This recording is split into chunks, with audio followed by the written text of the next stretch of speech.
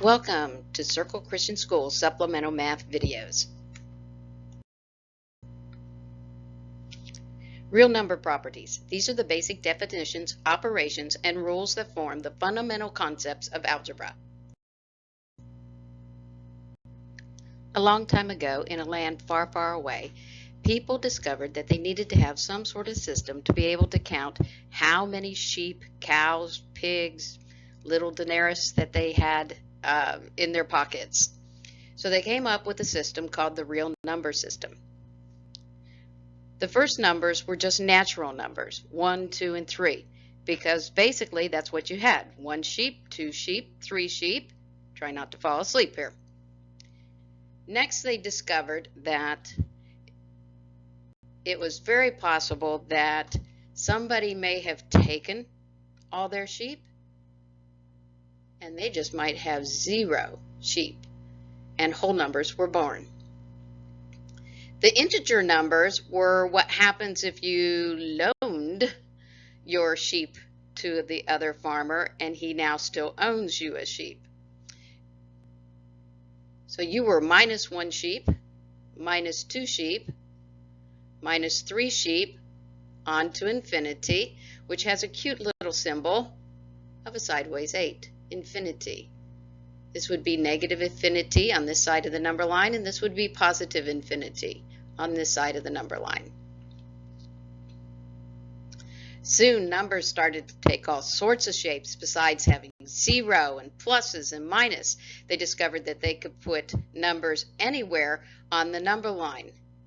So we would define it by starting with 0 and then going off to positive infinity in one direction and negative infinity into the other direction.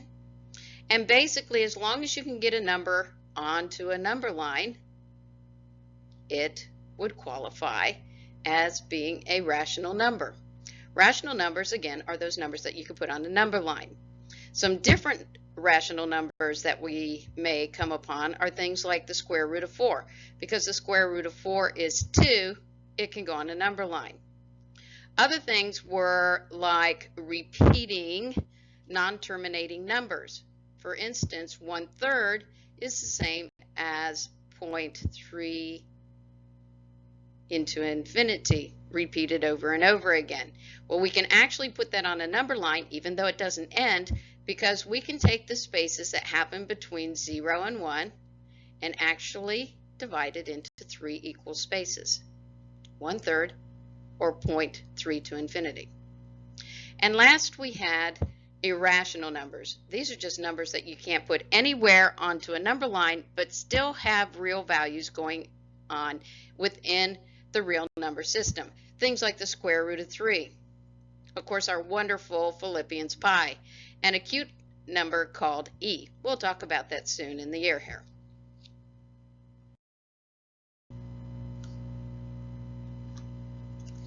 Absolute value and inequalities. Absolute value is actually the distance a number is on a number line from 0. So say, for instance, we have the absolute value of -5 or the absolute value of +5. Either way, finding its distance from 0 is how many jumps away it is. So for instance, for absolute value of 5, we're just going to jump positively 5 places and negatively 5 places to the -5. Both of them result in a distance of 5. Inequalities are comparisons. Greater than and equal to, less than and less than and equal to. We also have a symbol that says not equal to, which is not actually an inequality.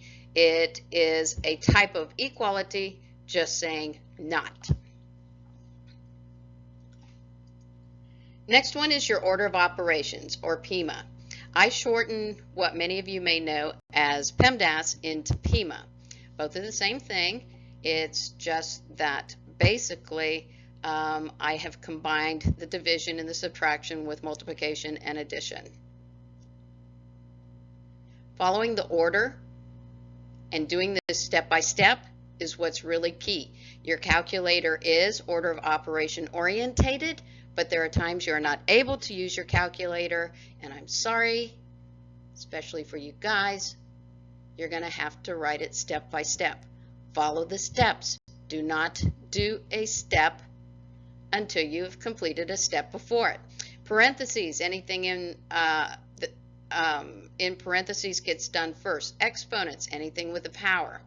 Multiplication and division from left to right. Always work from left to right. Anytime that you have a lot of order of operations happening up above a fraction bar and some happening below, remember this is a division problem. Do up here first, do down here second, then find the fraction amount. Next is addition and subtraction. This is the one that messes everybody up because they try to add things before they should. For instance, if you happen to have 5 in front of 3 plus 4, many people will try to do the 5 times the 3, then add the 4. Don't do that. Avoid it at all costs. Do the addition first. Next are a few fraction reminders. When you add and subtract fractions, remember that you have to have a least common denominator.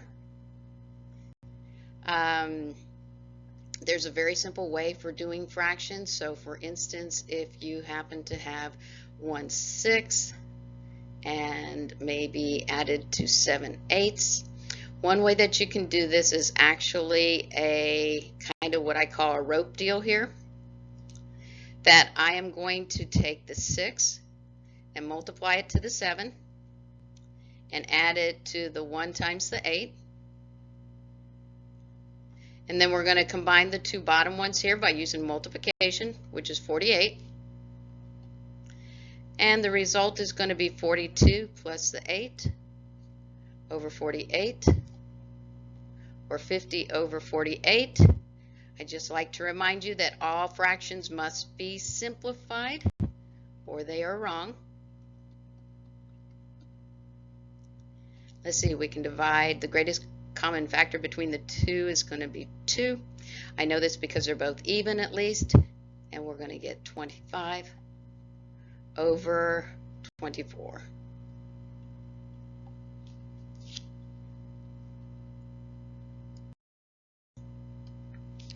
Two more noteworthy things that happen basically with real numbers are evaluating algebraic expressions. Things to remember are that when you distribute, what you are doing is the property of multiplication over addition and subtraction, the distributive property. That's the one that I call the power of the rainbow. Using the little rainbows are actually very helpful in working with your problems here. So for instance, you have 3 and then 2x plus 4. To use the distributive property, look at the guy on the outside here. He's being multiplied to everything inside. And I like to draw little arrows just so I can keep track of what my operation is. 3 times the positive 2x would give you a 6x. And then 3 times the positive 4, remember the sign always goes with the number in front of it, is 12. Also, anytime that you are evaluating any type of equation, always use parentheses to take a letter away. So for instance, if we had the 6x plus the 12, and now I'm going to tell you to evaluate when x equals -4, that when writing the question, you'll take the 6, you're going to take the x away. It now has a value. Always use parentheses. It keeps the little integers happy. And evaluating means to go find a value of. So I'm going to go 6 times the -4. Opposite signs always means negative. So we have a -24. and 6 times a positive 12 is actually going to give you a positive 72. And then we can evaluate, we can put the two together. The big number carries a sign. So I like to do signs first, math second. I have a positive 72. I'm going back 24 spaces. Still going to be positive because I haven't gotten to a 0 on a number line. So my answer is going to be positive. And now I'm going to take the 24 away from the 72. One way you can do this is just kind of walk backwards here. 72, going back on the number line, take away the 24 is going to give us, ooh, I'm not going to tell you. You're going to have to put that in the video section and give me the answer for your star point there. Next thing that is kind of something that is a little bit confusing are things called consecutive integers. Consecutive integers mean, hey, just the number right after the other one, just like you guys sitting in your seat. Two people next to each other following down the line is consecutive. So if we happen to have the first number, which since it's algebra, we can call it x, my first number is going to be x. My next number on the number line says, hey, I started with x, but it's 1 greater, so it's going to be x plus 1 is going to be your second number. And so forth down the line. X plus 2, x plus 3, x plus 4. This is just the original wherever you started from. Consecutive even integers mean that instead of counting by ones, we're now counting by twos. So x is the first number, but the one that follows it is not 1 after it, but 2 after it.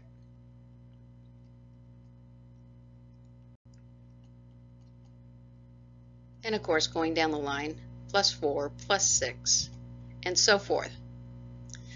A confusing thing here is when they want an odd consecutive integer. Well, again, you're starting off with a number, which we'll call x, your first number, but we're not talking about the next number down the line, which is 1 more. We're talking about the next one, which is actually 2 more. So for instance, if x equaled 3 here, the next odd integer would actually be 5. 5 is 2 more than 3. The next one would be 7. So it does not matter whether or not you're looking for even or odd consecutive integers, you're always adding 2. All right, guys, that's the crux of the real number system. So go out there and crunch some numbers, and I'll see you back at class. Have a great day.